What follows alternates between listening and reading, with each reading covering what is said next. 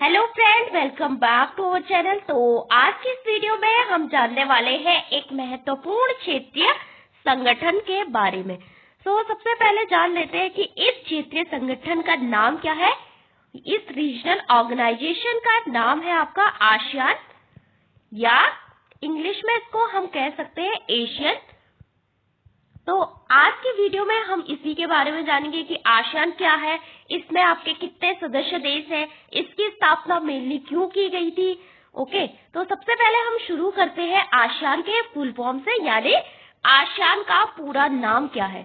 तो इसका पूरा नाम इंग्लिश में होता है आपका ए फॉर एसोसिएशन। ओके, दूसरा आता है एस फॉर आपका साउथ, फिर आता है E for east and A for आपका Asian and N for nation. तो इसका पूरा नाम हुआ आपका इंग्लिश में association of south east Asian nation. अब हिंदी में हम इसका पूरा नाम जान लेते हैं कि हिंदी में इसको क्या कहते हैं। तो हिंदी में इसका पूरा नाम होता है आपका दक्षिण पूर्वी एशियाई राष्ट्रों का संगठन या आपके देशों का संगठन। हिंदी में इसका पूरा नाम क्या हुआ, दक्षिण पूर्वी एशियाई राष्ट्रों का संगठन या देशों का संगठन। तो ये सभी जितनी भी आसियान की मेंबर्स कंट्रीज है, जितनी भी इसकी सदस्य देश है, वो सभी पड़ते हैं इंडिया के आपके कहाँ पे, दक्षिण पूर्व में। इंडिया के कहाँ पे लाइज करते हैं, अगर इंडिया की पोजीशन में हम इसका कंपैरिजन करेंगे तो इंडिया के दक्षिण पूर्व में ये सभी देश आपके स्थित है। ओके, आप समझ लेते हैं कि इसकी स्थापना क्यों की गई थी। तो इसकी स्थापना इसलिए की गई थी, जितनी भी इसके सदस्य देश है, इस संगठन के जितने भी मेंबर्स कंट्रीज है, यानी दक्षिण पूर्व एशिया में, उन सभी देशों के मध्य हमें क्या करना है, चार चीजें करनी है। एक तो हमें वहां पे राजनीतिक सहयोग को बढ़ावा देना है, यानी पॉलिटिकल कॉपरेशन करना है देशों के मध्य, कोई भी देश मतलब राजनीतिक सहयोग। दूसरा आता है आपका आर्थिक सहयोग। आर्थिक सहयोग आपका जैसे व्यापार को लेके हो सकता है, जीडीपी को ग्रोथ किस तरह से आपको करना है, जितने भी टैरिफ है उसको थोड़ा कम करना है, जिससे कि जो देश इसकी मेंबर्स है वो आसानी से एक दूसरे के साथ आपका व्यापार कर सके, और यहाँ पे हमें आर्थिक सहयोग को प्रोत्साहित करना था। तीसरा आता है आपका सामाजिक सहयोग, यानी समाज को लेकर सहयोग करना है, लोगों के मध्य सहयोग करना है, पीपुल टू पीपुल कांटेक्ट को बढ़ावा देना है। और चौथा आता है सांस्कृतिक सहयोग। सांस्कृतिक सहयोग का मतलब होता है यहाँ पे कि हमें एक दूसरे का जो कल्चर है, जो हमारी संस्कृति है, उसका एक दूसरे देशों के मध्य आदान प्रदान करना है, यानी कल्चर को आपस में हमको क्या करना है, साझा करना है।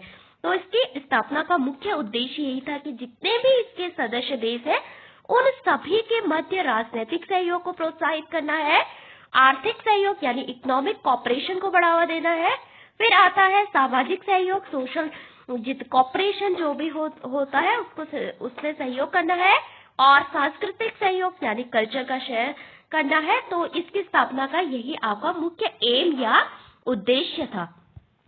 आप समझ लेते हैं कि इसकी स्थापना कब हुई। तो इसका एस्टैब्लिशमेंट ईयर जो है, इसकी स्थापना हुई थी आपकी कब, तो इसकी स्थापना होती है 8 अगस्त यानी 8 अगस्त 1967 को। कब हुई, 8 अगस्त 1967 को आसियान का फॉर्मेशन हुआ था, यानी इसकी स्थापना हुई थी। तो इसकी स्थापना आपका कहाँ पे हुई थी, तो जहाँ पे इसकी स्थापना हुई थी उस स्थान का नाम है आपका Bangkok. Bangkok is the capital of Thailand, यानी जो बैंकॉक है आपकी, वो किस देश की राजधानी है, तो वो है आपकी थाईलैंड की कैपिटल, यानी थाईलैंड की राजधानी। आप समझ लेते हैं कि आसियान की स्थापना किस घोषणा पत्र के द्वारा इसकी स्थापना की गई थी। तो यहाँ पे एक घोषणा पत्र निकला था, यानी उस घोषणा पत्र का नाम था आपका, यानी डिक्लेरेशन। इस डिक्लेरेशन का नाम था आपका बैंकॉक डिक्लेरेशन, यानी बैंकॉक घोषणा पत्र के द्वारा आपकी आसियान की स्थापना की गई थी।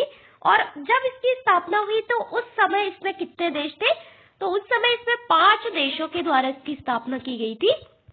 कितने देशों के द्वारा? तो 5 देश थे इसके संस्थापक सदस्य, यानी इसकी फाउंडिंग कंट्रीज। तो 5 देशों के द्वारा इसकी स्थापना की गई। बाद में 5 देश आपके बाद में जुड़े, तो वो 5 देश कौन कौन से थे? तो सबसे पहले जान लेते हैं कि वो 5 देश कौन कौन से थे जिसकी आपकी इसकी स्थापना की थी आसियान की। तो उसका एक सिंपल सा ट्रिक है आपका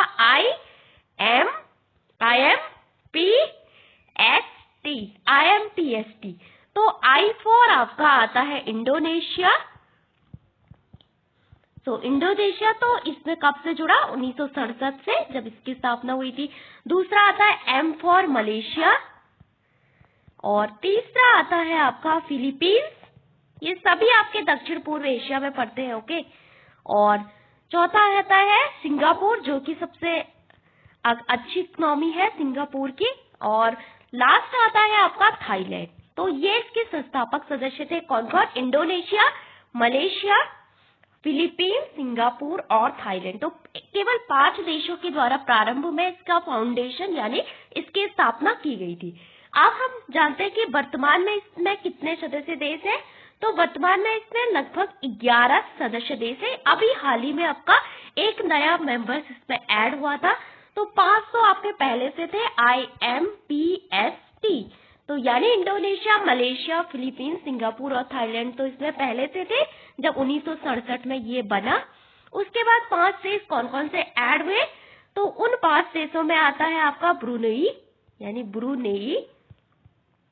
फिर ऐड हुआ आपका ब्रुनेई के बाद वियतनाम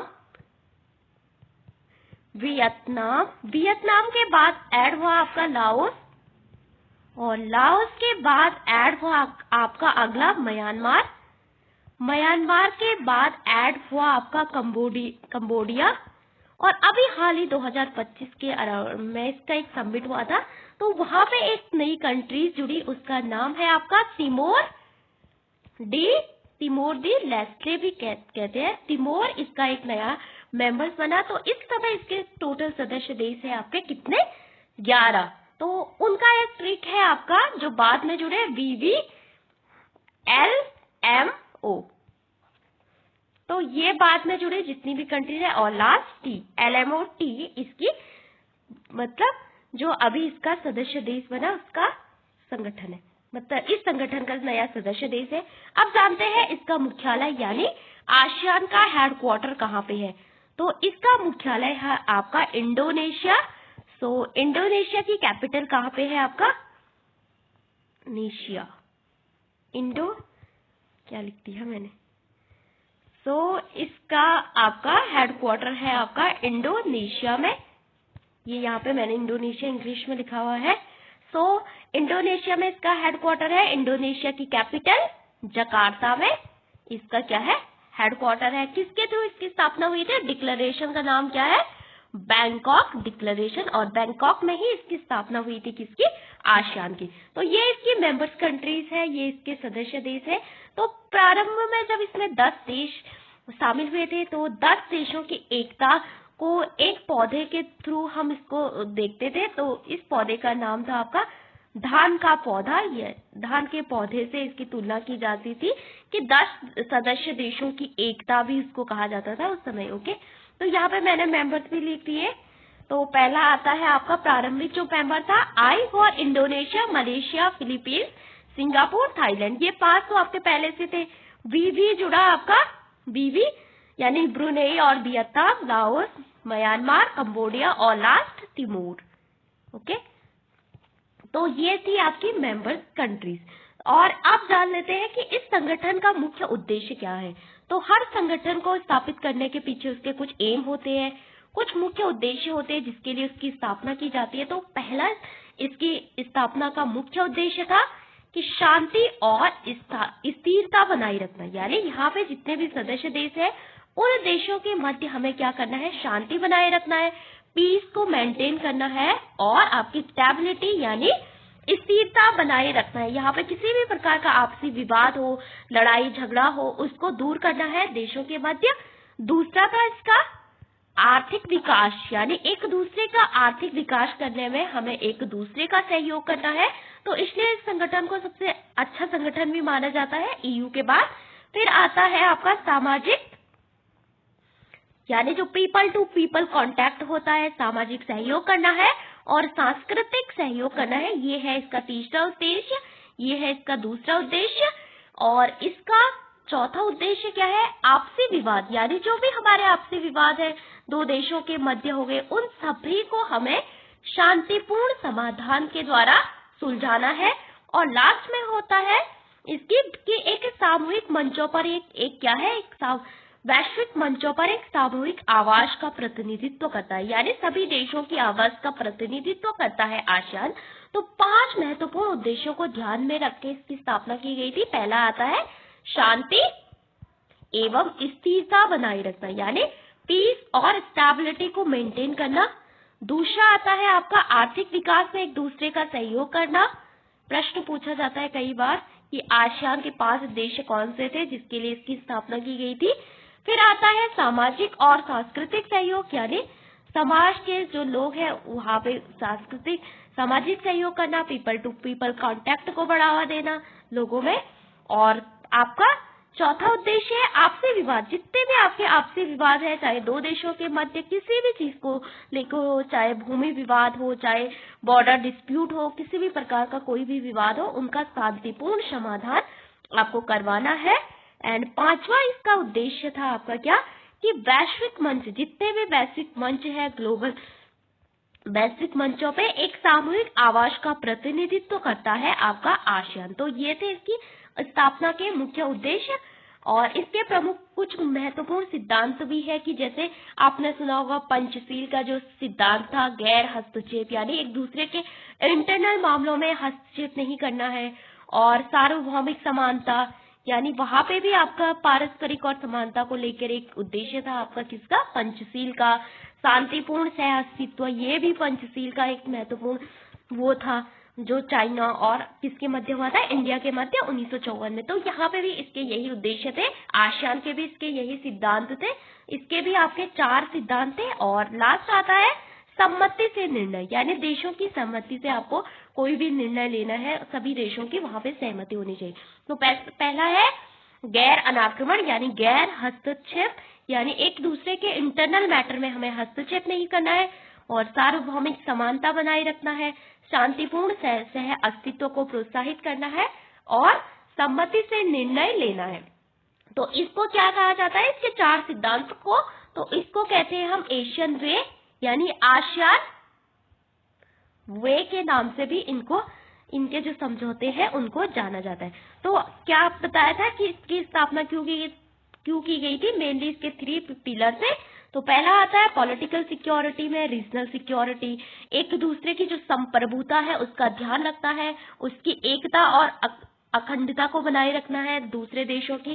जैसे चाइना और इंडिया का जो पंचशील था, वहां पे भी ऐसे ही था कि हमें एक दूसरे की एकता और अखंडता का सम्मान करना है, उसको बनाए रखना है। क्षेत्रीय सुरक्षा करनी है एक दूसरे की, तो पॉलिटिकल सिक्योरिटी में मेनली ये आता है, यानी राजनीतिक सुरक्षा।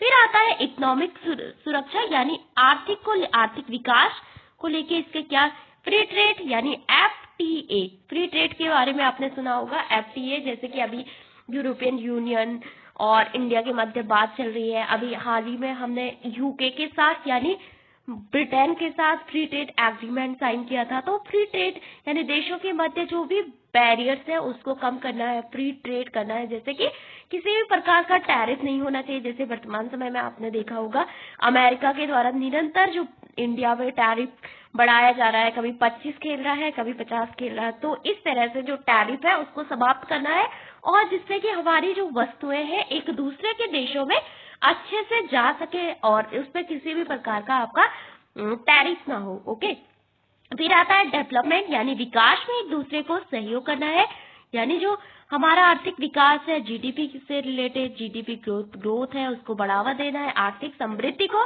बढ़ावा देना है। फिर है आपका कल्चर को एक्सचेंज करना है, सोशियो कल्चर में आता है, मतलब जो हमारी संस्कृति है आपस में उसको शेयर करना है।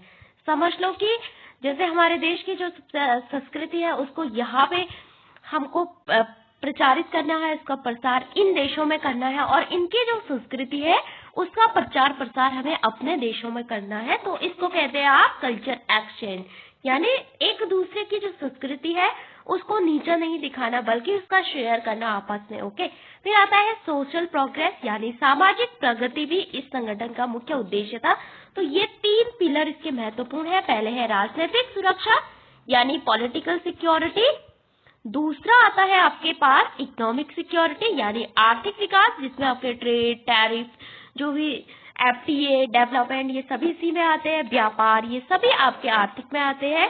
फिर आता है सोशियो कल्चर यानी सामाजिक प्रगति को ध्यान में रखना है, कल्चर का शेयर करना है। तो ये इसके 3 महत्वपूर्ण पिलर थे आपके आसियान के। अब बढ़ते हैं इसके की प्रिंसिपल, जैसे कि मैंने बताया कि गैर हस्तक्षेप, जो कि आपके पंचशील के भी थे कि एक दूसरे के इंटरनल मैटर में हस्तक्षेप नहीं करना है। फिर आता है कंसेंसस यानी सभी देश जब सहमत होंगे तभी हम किसी निर्णय पर आगे बढ़ेंगे। सभी देशों से पूछ के निर्णय लिया जाएगा, जब जिसकी मर्जी होगी। तब ऐसा नहीं होगा कि जैसे कि हाँ एक देश ने बोल दिया तो पूरा जो निर्णय है उसी पे बेस्ड नहीं।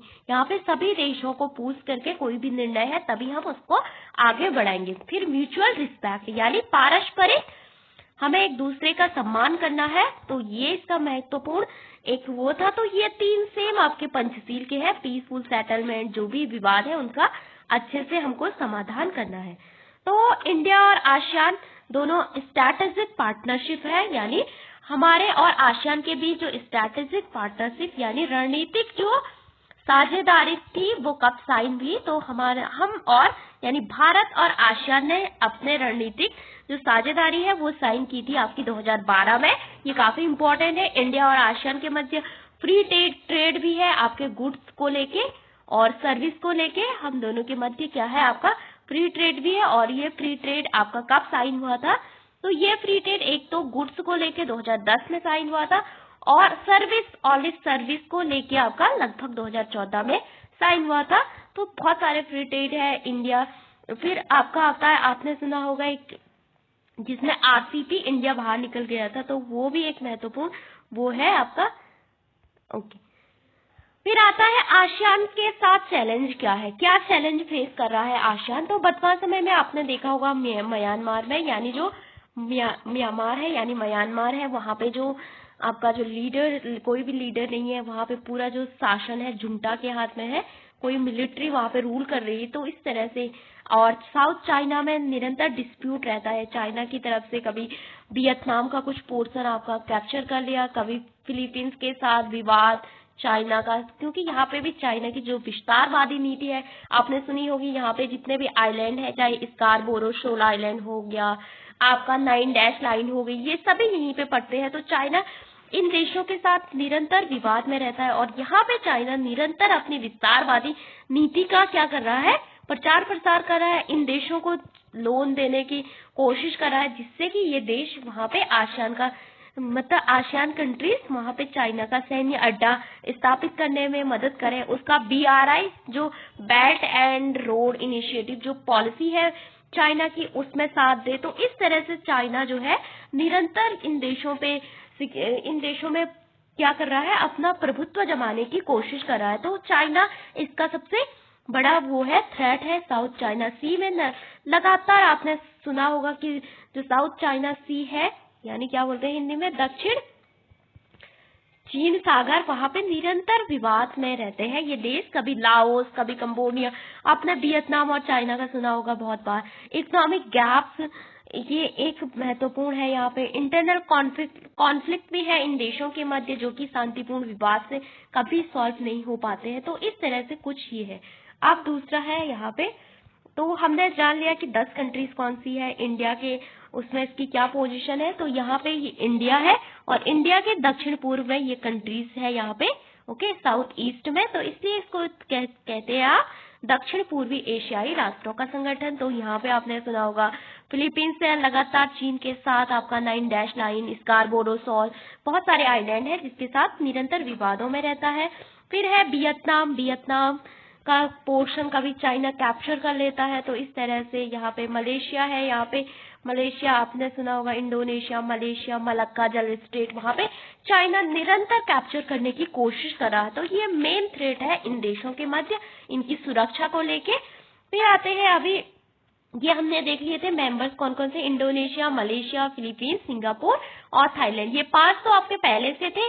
और कौन से नए जुड़े, Brunei, Vietnam, Laos, Myanmar, Cambodia और लास्ट में अभी कौन जुड़ा आपका, तिमोर दी लेस्ली। ओके, तो इस समय इसके 11 मेंबर थे। जब 10 थे तो उसको 10 धान की बालियों से हम वो करते थे। और यहाँ पे पॉलिटिकल सिक्योरिटी 3 मेन पिलर है आपके। आसियान के 3 स्तंभ कौन से हैं, प्रश्न पूछा जा सकता है। तो पहला है राजनीतिक सुरक्षा, पॉलिटिकल सिक्योरिटी, एंड दूसरा है आपका आर्थिक सुरक्षा, आर्थिक जो भी आर्थिक उसको लेके है कि सिंगल मार्केट होना चाहिए। सोशियो इकोनॉमिक, ये हमने बता दिया। और इसके 4 प्रिंसिपल कौन से हैं, तो ये इसके 4 मेन प्रिंसिपल है, 4 मुख्य सिद्धांत है। और इंडिया और आसियान सेक्टोरल डायलॉग पार्टनर कब बने, तो सेक्टोरल डायलॉग पार्टनर हम बने थे आपके कब, 1992 में। और कॉम्प्रिहेंसिव स्ट्रैटेजिक पार्टनरशिप, तो पहले तो हम क्या करते हैं, रणनीतिक साझेदारी करते हैं किसी भी देश के साथ, यानी स्ट्रैटेजिक पार्टनरशिप करते हैं। 2012 में हमने रणनीतिक साझेदारी की और उसके ठीक 10-12 साल बाद, यानी 10 साल बाद हमने 2022 में CECPA ऐसे कुछ किया, कॉम्प्रिहेंसिव स्ट्रैटेजिक पार्टनरशिप। यानी कि FTA से, यानी रणनीतिक जो भाग साझेदारी है उससे एक स्टेप आगे। और हमने इसके चैलेंज भी देखे कि चैलेंज क्या है, तो दक्षिण चीन सागर में डिस्प्यूट इसका चैलेंज है। म्यांमार में जो संकट है, वहां पे जो भी शासन है वो पूरी तरह स्थिर नहीं है। वहां पे अभी मिलिट्री जुंटा का जो शासन है, वहां की जो गवर्नमेंट है वो सही से लोकतांत्रिक ढंग से आपकी नहीं चल पा रही है। और क्योंकि म्यांमार इसका सदस्य देश है, ओके, फिर इस इकोनॉमिक अनइक्वालिटी यहाँ पे मेन है। और आंतरिक अस्थिरता भी इसका मेन कारण है। तो ये 4 इसके महत्वपूर्ण क्या है, वो है कि दोनों कि ये देश आपस में सहयोग नहीं कर पाए। अब आसियान का महत्व क्या है, तो हम सभी जानते हैं कि विश्व की सबसे तेजी से बढ़ती अर्थव्यवस्थाओं का ये एक क्षेत्र है। जैसे आपने सुना होगा, इंडोनेशिया की जो इकोनॉमी है आपकी काफी ज्यादा है इंडिया के कंपैरिजन में, मतलब इनकी जो अर्थव्यवस्था है काफी ज्यादा अच्छे से बढ़ रही है। ओके, फिर आपका सिंगापुर की जो अर्थव्यवस्था है वो भी काफी अच्छी है, वहां पे भी काफी ग्रोथ देखी जाती है। तो वो कुछ तेजी से बढ़ती अर्थव्यवस्थाओं के क्षेत्र यहाँ पे है आपके। और दक्षिण चीन और अमेरिका के बीच संतुलन का काम करता है आसियान समूह। और इंडो पैसिफिक में, यानी इसका जो कहाँ पे स्थित है, ये पूरी तरह इंडो पैसिफिक में, हम मैप में देख लेते हैं एक बार।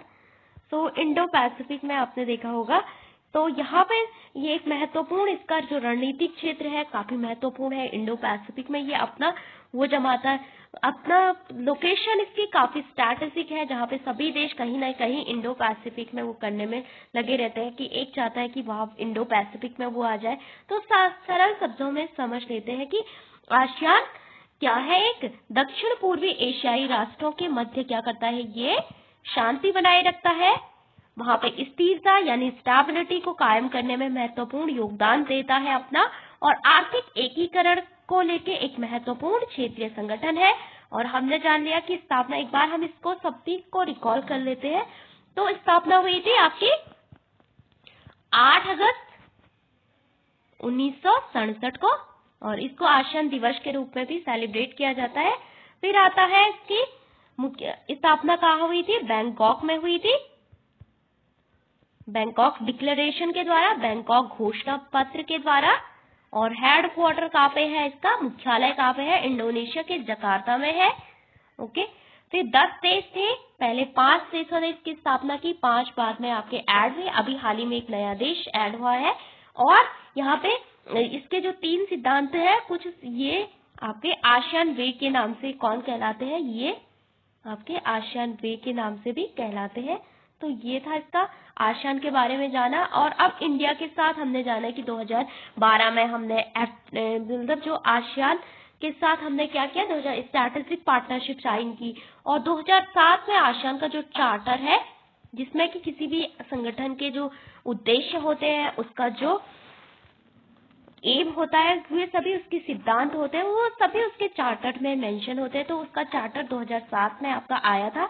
और ये मुक्त व्यापार देशों के मध्य रोजगार और निवेश के अवसर, आर्थिक एकीकरण में महत्वपूर्ण भूमिका निभाता है, क्षेत्रीय शांति में महत्वपूर्ण भूमिका निभाता है, सुरक्षा सहयोग में महत्वपूर्ण भूमिका आपका आसियान निभाता है। तो हमने जाना कि ये दक्षिण पूर्व एशियाई में जितने भी देश हैं उनके मध्य क्या करता है, राजनीतिक, आर्थिक, सामाजिक और सांस्कृतिक सहयोग को प्रोत्साहित करता है। So thank you for watching this video कि आज हमने जाना आसियान के बारे में। तो सबसे पहले हमने जाना था इसका फुल फॉर्म क्या होता है, दक्षिण पूर्वी एशियाई राष्ट्रों का संगठन है ये। ओके